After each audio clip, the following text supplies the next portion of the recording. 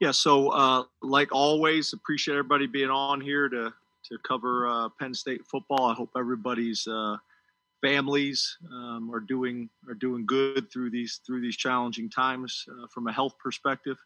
Obviously, getting a win on the road in the big house for the first time for Penn State, I think in 11 years, was significant, and we were able to overcome adversity and battle through and find a way to get a win. So going into that locker room after the game and see the players and the staff have that success was awesome.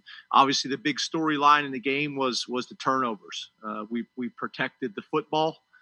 We were fortunate on the one, but we protected the football, and really that was the difference in this game compared to other games that we have had this season.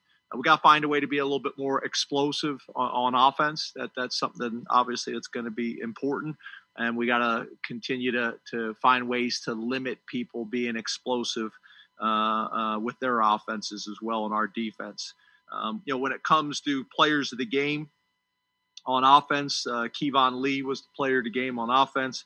On defense, it was P.J. Mustafer. And on special teams, it was Drew Hartlob. And I think Drew is a lot like, my conversations with about Lutz after the game. Just super proud of Drew Hartlob and how he's handled his whole Penn State experience. And, in a lot of ways, we look at him similar to Dan Chisena and the impact that he had for us. And I think, his role can continue to grow for us. Talking about kind of moving forward in this game against Rutgers, obviously got tremendous respect for Greg Schiano and what he's been able to do throughout his entire career. I know Greg. I know people that I respect that are close with Greg. I followed his career very closely. Obviously, what he's been able to do at Rutgers this year has been impressive. So excited about this opportunity. Going on the road. From what we understand, some of the challenges and issues that we had in Michigan last week with not being able to have meetings or meals or anything in the hotel. We don't think we have those challenges here in New Jersey like we did last week, which was obviously challenging, but we were able to overcome it. Obviously, their offensive coordinator, Sean Gleason, has done a really good job. They're multiple. They're using two quarterbacks, somewhat similar to how we are as well. And we're going to have to be ready. We're going to have to be ready to defend them. Watching the TV copy, which is always something I try to do on Sundays to get a feel for the flow of the game. The tempo will be a factor as well. Rob Smith, who we know well, he's been in the league before, both at Rutgers as well as at Minnesota, as well as had time in the SEC. We're familiar with him as well. Obviously, him and Greg have a long history together. And then Adam Shire, their special teams coordinator, they've done a good job. They've been able to make some big plays on special teams, run some trick plays, did some different things to get some momentum and make big plays. So it's going to be a challenge going on the road in the Big Ten, finding a way to get another win and be 1-0 this week. But obviously after Saturday, our Sunday practice was really good. Our meetings on Monday were good, and we're going to need to have a great practice as well today. So look forward to answering questions. Mark Brennan, Lions 247, The Fight on State. Greg Pickle, you're on deck. Thanks for your time today, James. You too, Mark. Hey, obviously Michigan had to pause in the knock on wood department. Where are you guys? And kind of building on that, how kind of frustrating is it when you can control everything that you can control, but you can't really control what other people are doing? This is the second time you've come out of a game where the other team has had a kind of pause. Thank you. Yeah, again, I think to your point, I think, we just got to focus on us and doing the very best that we can. I look at the same thing in the NFL, obviously being in the state of Pennsylvania, seeing what's going on with the Pittsburgh Steelers. and some of the things challenges that they have had this year as well. Following that closely, following our own league closely, following college football, following high school football. It's just been an unusual year, and I say this each week, and each week I knock on wood, because we don't want to drop our guard and we don't want to do anything, because this virus, it can jump on you fast. So, we'll continue to try to educate. We'll continue to talk about the importance of this and the sacrifices that our staff is making, the sacrifices that our team is making. Again, going into the season, my number one goal that I talked to the parents and the players about was to keep everybody healthy. So far, we've done a good job of that. I think again, we still have challenges with false positives that create a lot of players and staff members from missing practices or meetings. I think we're over 45 on the season. But in terms of actual positive COVID cases, we've done a pretty good job of that. It's something that we talk about daily. We do reminders verbally. We do reminders in the PowerPoint meetings. We do reminders through group texts. I had a meeting with the parents last week about it, reminding everybody when we do have issues, we address it as a team.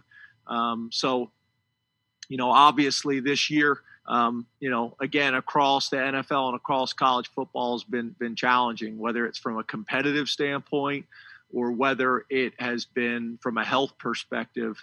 And we're trying to balance it all the best we possibly can. But the priority from the beginning has always been about trying to keep everybody as healthy as we possibly can.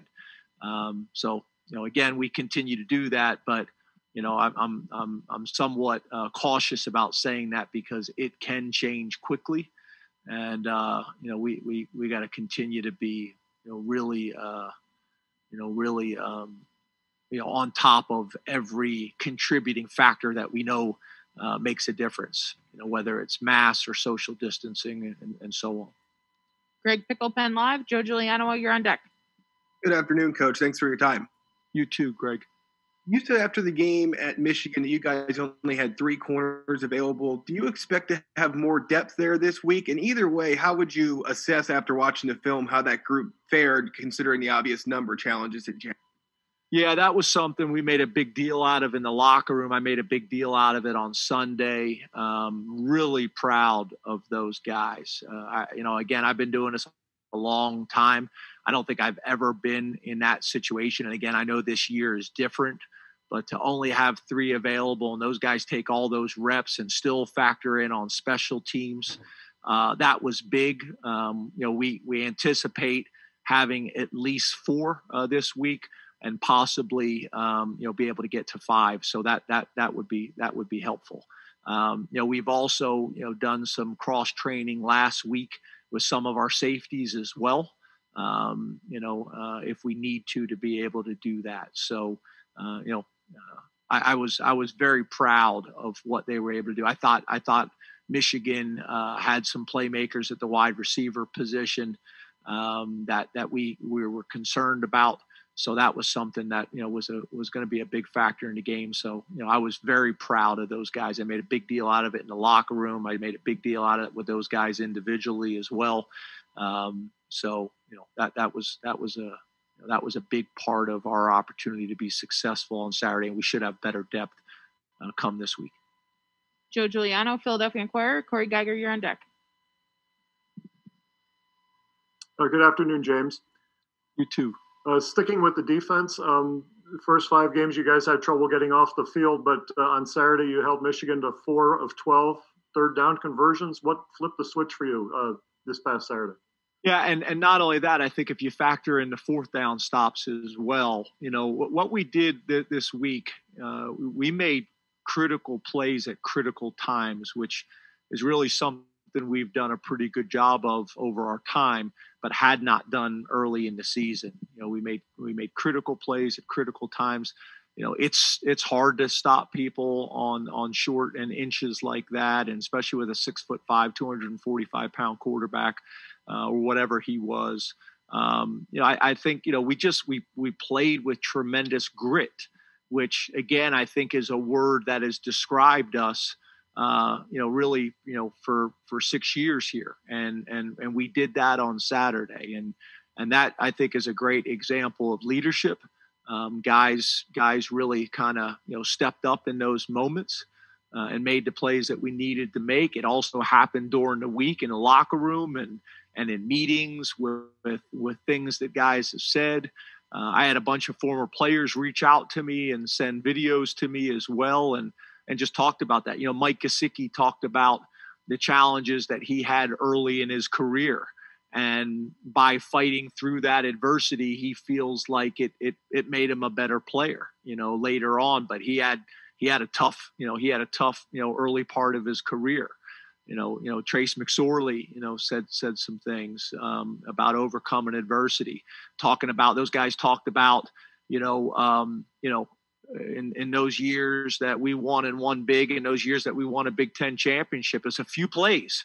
We found a way to make a few more plays, than our opponents. And that's what we need to do on Saturday. And we were able to do that on Saturday. It's going to be the same way this Saturday. And it's going to be the same way from here till whenever, in terms of, you got to make plays at critical times. You got to be consistent, things that you do. And, we were able to do that on a more consistent level on Saturday. And we got to build on that, Joe.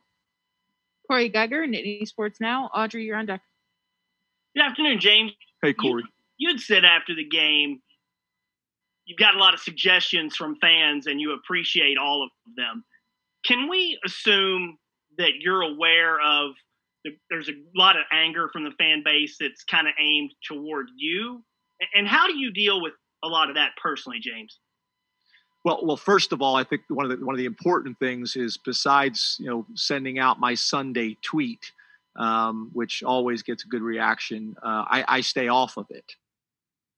And then the other thing that that I do is, although everybody for 7 years has felt like I handle my social media, I really don't all the time.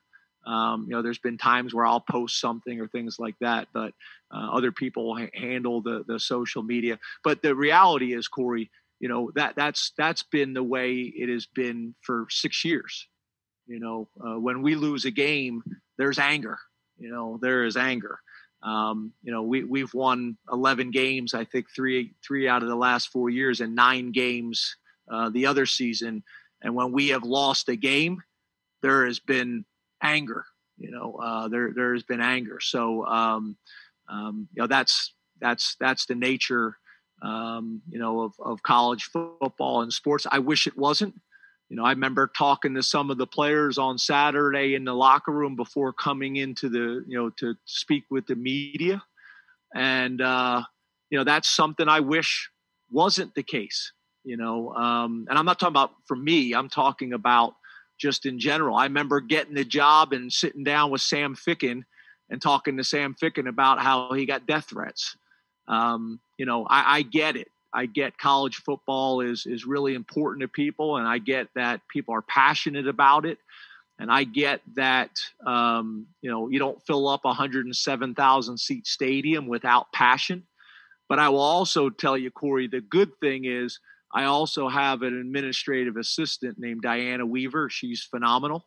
And she only forwards me the cards and the emails that I get that are positive, and people looking at the big picture and the entire work.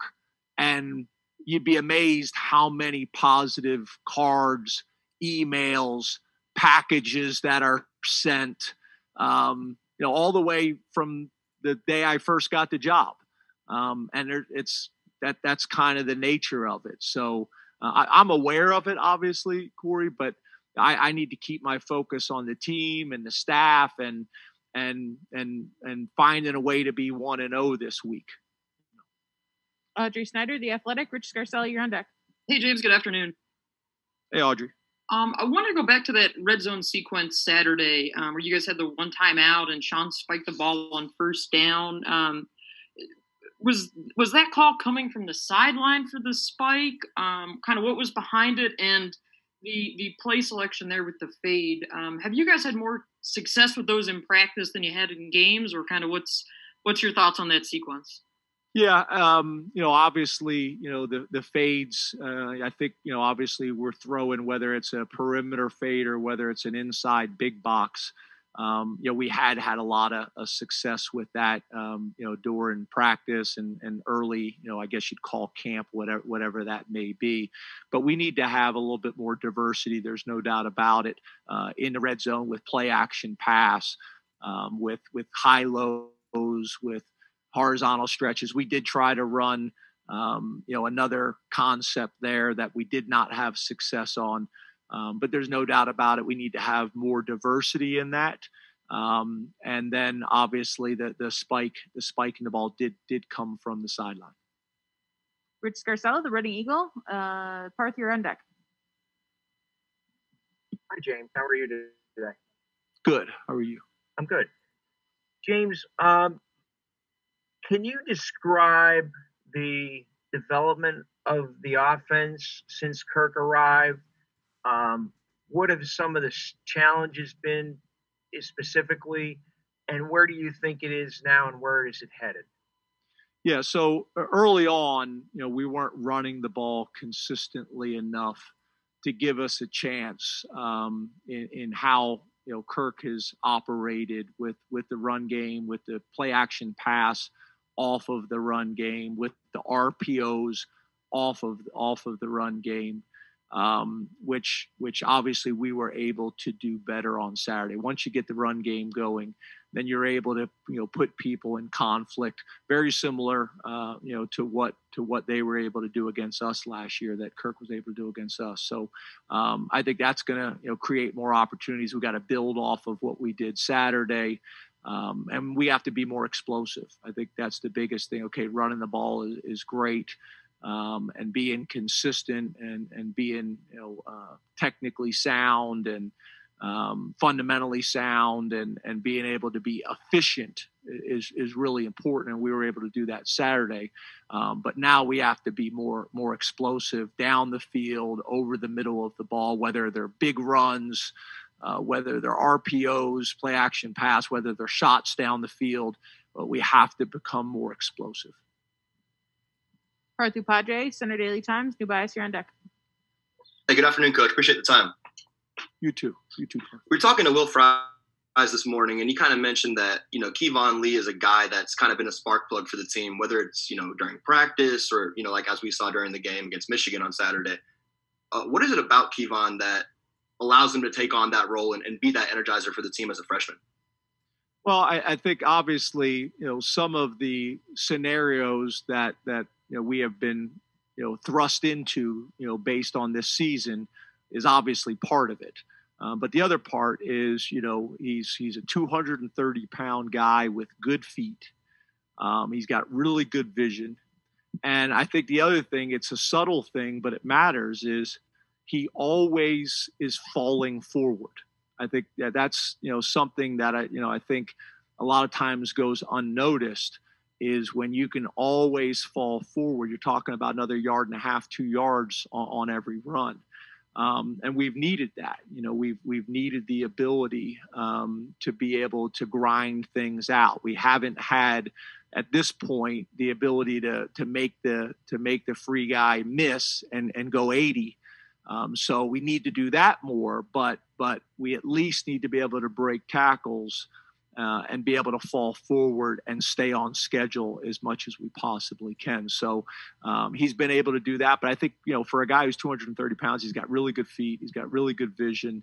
And to be honest with you, he's handled the moments pretty well for a true freshman. It hasn't been too big for him. New bias, Wilborn, Pittsburgh Post-Gazette. Ben Jones, you're on deck. Coach, obviously I know we're here to talk Penn State, but I got to ask you, with what happened with Vanderbilt, with Mason, having to leave there, how tough was that to see from afar with everything that you guys got started there and then moving forward? Well, you never like to see that, in the profession, and this is, obviously a tough business. But you never like to see that. I know a lot of people there. I got a lot of connections there. My phone's been ringing off the hook, about that situation. And obviously, Vanderbilt means a lot to me. They were a school that took a chance on me and gave me an opportunity. We were able to go there and have a lot of success. So I wish Vanderbilt all the best. I wish Derek's, a really good coach. He's had a great career, not only in college, but in the NFL, was a great defensive coordinator at Stanford. I know him and his family very well. We've been on the Nike trip for a long time together, really good people. So he'll land on his feet. He's too good of a coach and he's too good of a person not to. And I know Vanderbilt is committed to winning and doing it the right way. So, I wish them the best. But yeah, it's a tough profession. You're only as good as your last game. You're only as good as your last season. And, you hate to see that, for people, especially when you know them. I think it's one thing when you see it from afar and it's just some guy, but when you know people personally, their families and all those types of things, it's tough. Ben Jones, StateCollege.com. T. Frank. Hey, James, how's it going? Good, no Ben, complaints. At the end of the day, you're a guy with a job, and if you're like the rest of us, you have frustrating days at work or want to hit your keyboard a little harder than you should. What does winning do for you?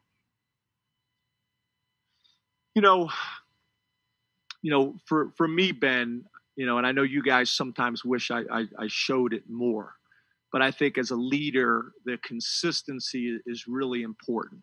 That you never get too high and you never get too low. And that doesn't mean I don't show emotion with the team, and that doesn't mean I don't show emotion with the staff. But really the wins are, what you work so hard for, what you work so hard for the players to have success, for the staff to have success, for the fans, for the lettermen, for everybody to be able to take 3 hours away from their reality and turn on the game and be proud of what they see. And for the most part, we've done a really good job of that, but, I wish, Ben, the older I get and the longer I've been in the profession, the wins, they're awesome and I love them, but the losses just are really painful. And I think they're painful because of a lot of the things that have already been asked and the statements that have already been said on here. The responsibility and the reaction and and how quickly it changes, Ben. I mean, in this profession, in this game, it can change quick. You can win for 4 seasons at a level as high as anybody in the country. And then during a season that's been challenging on our world and a year that's been challenging on our world, it can change quickly. And for me to sit here and say that's not hard, that's hard. Again, after the game, talking to some of my players that didn't want to come in, and answer questions, and we're really struggling with some things, even after a win. That's hard. And with the face that I always try to present, and represent Penn State the right way and do it in a positive way and do it with class and do it the right way. That's really important to me. And from the majority of the people I talk to at Penn State, that's really important to them. It's obviously easy to do it after wins, but I think, your character is really shown during times of challenge. I learn a lot about myself. I learn a lot about the staff. I learn a lot about the players. I learn a lot about the fan base. I learn a lot about everything. through the good and the bad. And to me, I think one of the things that's important, like I tried to talk to the team and the staff about last week and talk about the parents, we have to own this season. We have to own it. But this is not the totality of who we are. The Cotton Bowl champs, we're that too. The Fiesta Bowl champs, we're that too. The Big Ten champions. I don't think there's been any other team in the conference that's won a Big Ten championship besides us and those other guys. So for me, I just try to keep the big picture in mind as much as I possibly can. But for me to sit here and say that my staff and my players aren't aware of it, and does it have an impact? Yes, it does. T. Frank Carr, ESPN Radio 1450. Tyler Donahue, you're on deck. Hey, James. Good afternoon. You too, T. Frank. I want to go back to something you mentioned a couple minutes ago about broken tackles. PFF had you charted with 15 broken tackles last week and 34 for the rest of the season. If you're not able to hit those deep shots and you're not able to, get those explosive plays, how do you go about generating explosive plays otherwise? Yeah, I think that's all the things you just said. To create explosive plays, you're going to do that through scheme.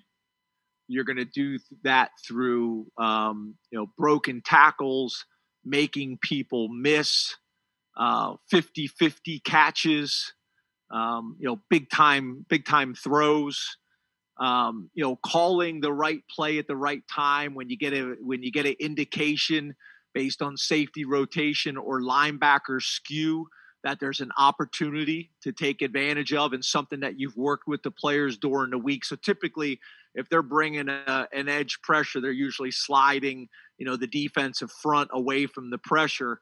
And, if you can know that's coming and wall it off and hit that crease, then you got a chance to make a big play, especially when, the rotation is going away. So equipping your players with the ability to do that. And again, over the 7 years, we've done a pretty good job of that.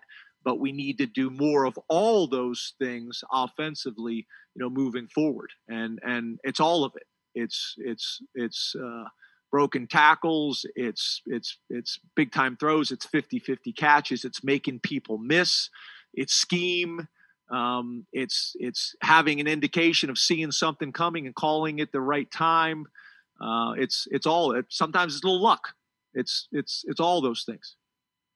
Tyler Donahue, Lions 247. Donnie Collins, you're on deck.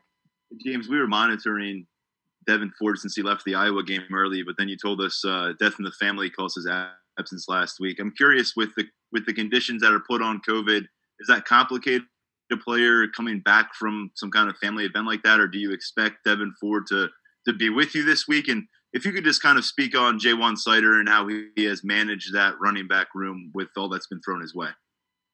Yeah, Jaywan is as good as there is, not only as a coach, but as a person and as a man. And, he's done a really good job. He's been great for me. And he's done a really good job of recruiting. He's done a really good job of developing. He's done a really good job of building those type of relationships.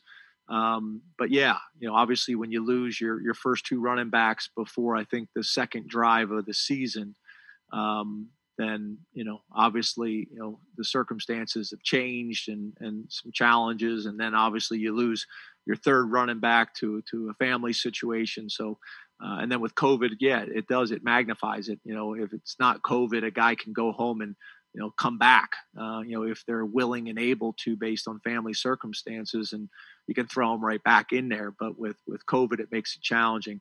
With Devin, him and his family made that decision, which we were totally supportive of. I actually talked to his dad and his stepmom, maybe Sunday night, it maybe was. And it was obviously important for Devin to be able to come home, and he was able to do that, last week, and he was back for practice on Sunday. So Devin is available. But whenever we're dealing with, any type of family emergency and situation like that, we're always going to just be as supportive as we possibly can on the family and what their needs are and what the players' needs are. even during a season like this where our depth is challenged. Donnie Collins, Times Tribune. Mike Gross, you're on deck. Hey, James. When you put together a turnover-free game, when you've had some struggles protecting the ball, how much of that is the work the quarterbacks do on their own, the film study, things like that, and how much of it is the coaches kind of rallying together, getting a game plan together that could be executed at a better level? I think it's all of it. I think it's all of it. I think it's the coaching and the fundamentals and the attention to detail that the coaches take and the players take during practice. It's some of how you call the game. It's everybody kind of having an understanding of the importance of it. And again, like I've mentioned, we've done a pretty good job of that over our time here. But I think that was a huge factor in the game, and obviously we had that one play and we were fortunate that it got overturned, because we haven't had a whole lot of that this year. Some calls that could have gone either way. We haven't got many of them. So that was a big one, obviously, in that game. But yeah, I think it's a little bit of everything. It's the coaches, making sure that we're holding everybody accountable to that. It's the players understanding, the details and the fundamentals that they have to do consistently, because it's one of those deals. It'll catch up to you when it catches up to you, it typically happens at in opportune times. Mike Gross, LMP News, and then Nate Bauer, you're on deck. Hi, James. Good afternoon. You too, Mike. Just kind of curious for my own understanding, did you get any clarification on the play where Shaka directed the ball back in bounds? Did you get any clarification on that? Was that correctly ruled? Because we saw some rules people on social media and stuff say that it was incorrectly ruled. What have you heard about that since? Yeah, I saw some people brought to my attention. A lot of times people will print stuff out that they see and send it to me, or players will text it to me or whatever. So I saw some highly qualified people all over the country saying that was not ruled correctly. I have gotten an interpretation from the Big Ten, but I usually have a conversation as well. And I'm still, waiting to get clarification and understanding of that call, because it's been interpreted very inconsistently. And to me, the way the rule reads to me is if it's questionable, you don't call it. That's how the rule. I literally read the rule myself, and most of the interpretations I have seen said you don't make that call. I also saw a clip in the Oregon game that was clearly a tip and was not called. I know that's a different conference and all those types of things, but I just want to make sure that I understand it clearly so I can address it with my team for the future. We can learn from it and grow from it. And same thing with my staff. That's to me why I turn stuff in each week and have conversations so we can learn from it. I mean, to me, that's what life's about. Is you go through experiences in football, you go through experiences in life, and you try to learn from them and you try to grow from them. So I'm still waiting to get clarification. We got a guy on our campus who's an official that works our practices, and I asked him and got his opinion. And most of the opinions that I've gotten have aligned with the way I see it. But I want to make sure that I'm crystal clear, from the Big Ten as well. Nate Bauer, Blue White Illustrated. Peter Terpstra, you're on deck. Hey, James. How are you? Good. How are you? Good. Hey, from a depth perspective at linebacker, we haven't seen Charlie Catcher for the last couple of weeks, and I think we saw Curtis Jacobs for just a couple of reps. How much stress does that put your top line under, and do you expect that to be the situation moving forward for you guys there? Yeah. So, with Curtis is going to continue to get opportunities on special teams and continue to get opportunities defensively, and that package, will grow as the season continues on.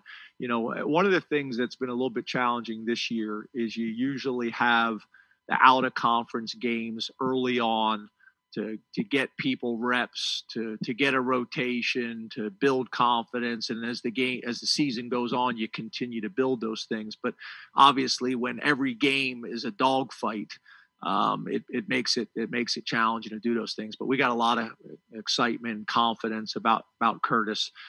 You'll continue to see him, get more reps and more opportunities. And then with Charlie, we typically, don't talk about injuries unless they're season-ending injuries, and Charlie, had a season-ending injury, so that's why you haven't seen him, and that's why he hasn't been available. Typically, I like to have a conversation with Charlie about that and make sure we're all on the same page. But with you asking me the question, I didn't want to not answer it. And typically you guys see these guys walking around on campus or in the community, or you find out about it anyway if they're on crutches or in a sling or whatever it may be. So it doesn't stay quiet very long. So I'll probably, when I leave here, I'll probably call Charlie right away to make sure he knows that I said this to you guys. But Charlie did have a season-ending injury. Last two questions. We'll start with Peter Terpstra and Neil Rudell. You're on deck. Hey, Coach. I just wanted to go back to your run game real quick. Do you think it's possible for a team in the Big Ten to be able to be a winning program without leaning on the run game? Yeah, I think you can be a winning program by doing one or the other at a high level. But I think to be a championship program, you got to be able to do both. You got to be able to do both. So I think there's going to be times we've been through it ourselves where we've been able to score a bunch of points, and there's been critical times where we've needed to be able to run the ball and hadn't been able to do it in those times, even in seasons when we've been competing for championships.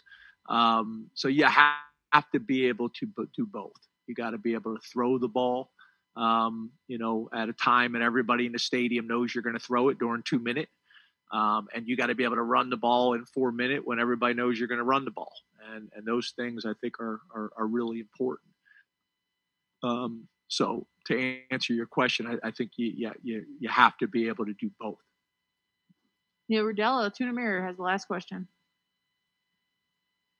Thank you, Chris. Hey, James. Curious what your feelings would be on a potential bowl situation with the uniqueness of this year and everybody eligible and extra practices available. Is it still out there as a motivator, as a goal for the team? Yeah, we're trying to be 1-0 this week. We, even during our last 4 years or 5 years, or 6 years, we never really talked about that. The one season we talked about it was the year where we were ineligible for a bowl at the beginning of the season, and then found out we were. But from that point on, we're just focused on trying to be 1-0 this week.